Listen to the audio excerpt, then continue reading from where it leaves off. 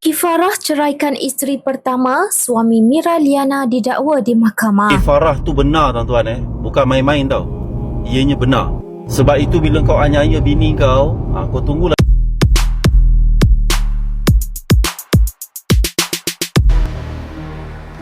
Suami kepada pelakon Mira Liana iaitu Roslan Osman 52 menjadi perhatian ramai setelah dihadapkan ke Mahkamah Seksyen atas pertuduhan menyebabkan pernyataan palsu diberikan kepada Bursa Malaysia berhubung hal ehwal syarikat itu 5 tahun lalu.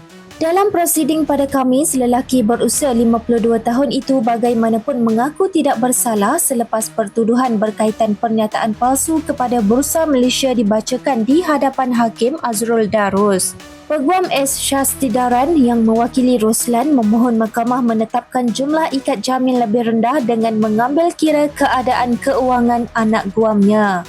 Menurutnya, Roslan telah diisytiharkan muflis pada tahun 2023 selain menghidap beberapa penyakit termasuk kencing manis, glukoma serta masalah saraf. Bagaimanapun, netizen menganggap perkara itu sebagai kifarah atas perbuatannya menceraikan isteri pertama setelah menikah bersama aktris terbabit. Bermadu atau tidak bermadu, tak ada satu salah pun. Kenapa masyarakat? Soal poligami adalah satu benda yang sangat isu yang sangat besar. Sedangkan benda tu adalah benda yang lebih healthy. Bagi saya, kita belajar untuk berkongsi. Kasih tu tak ada masalah pun. Farah tu benar tuan-tuan bukan main-main tau. Ianya benar. Sebab itu bila kau aniaya bini kau, kau tunggulah nasib kau macam mana. Anda semua tahu kan apa yang berlaku hari ni? Dengar berita kan? Saya tak nak sebut nama tuan-tuan Saya cuma bagi tahu sinopsis cerita je lah. Alkisahnya seorang suami ni berkahwin lah. Macam lelaki biasa. Berkahwin, bina keluarga kan. Dan syukur Alhamdulillah bahagia kahwin berpuluh tahun tuan-tuan. Sampai dapat 6 anak kot. Semua baik-baik je. Bina keluarga, beranak benak sampai 6 anak tau. Dan even yang paling sulung dah kahwin pun. Dah ada cucu pun. Biasalah tuan-tuan lelaki kan akan dicabar dengan harta benda, dengan position, pangkat, kedudukan. Dan syukur Alhamdulillah yang si dia ni berjaya dapat kedudukan pangkat yang tinggi lah. Berjaya mendaki hierarki jawatan yang tinggi dalam syarikat dia tuan-tuan. Dan bila sampai tahap macam tu, of course lah kan, diuji dengan wang ringgit, kan? Dengan kehebatan diri dia. Dia merasakan, I have everything in my life. And I deserve more. Bercinta dengan perempuan lain. Kahwin pula tu. Perempuan tu pula artis.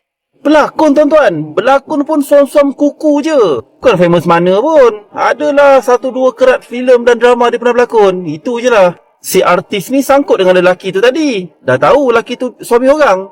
Nak juga. Last-last kahwin. Tapi tuan-tuan, yang si lelaki ni nak kahwin ramai ke 2, 3, 4 tak kisah. Tapi janganlah hanya bini kau yang pertama kan.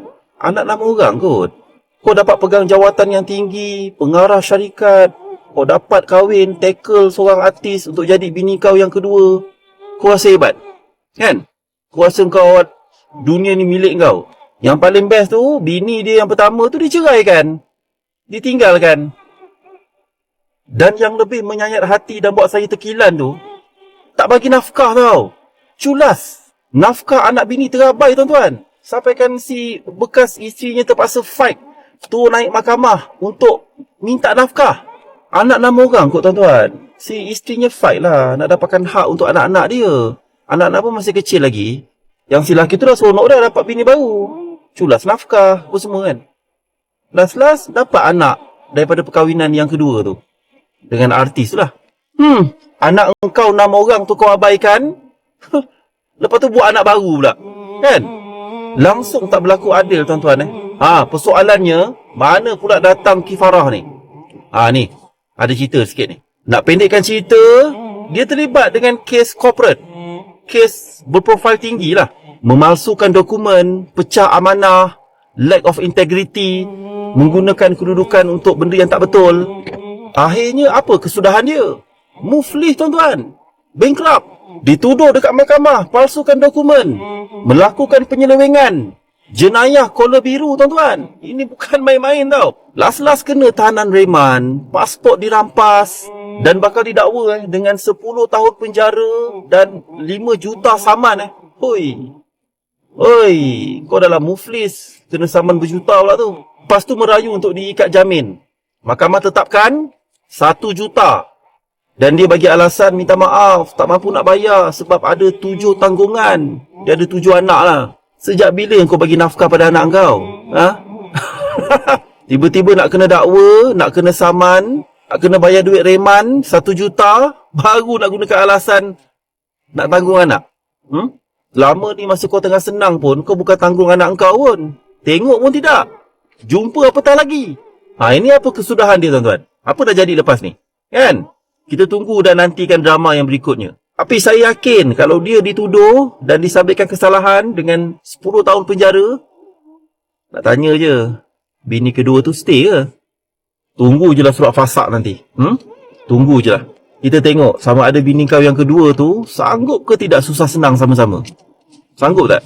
Itulah tuan-tuan kifarah is real lah. Bila kau anyanya orang sekeliling kau, kau terimalah akibat dia. Okay? Allah Akbar.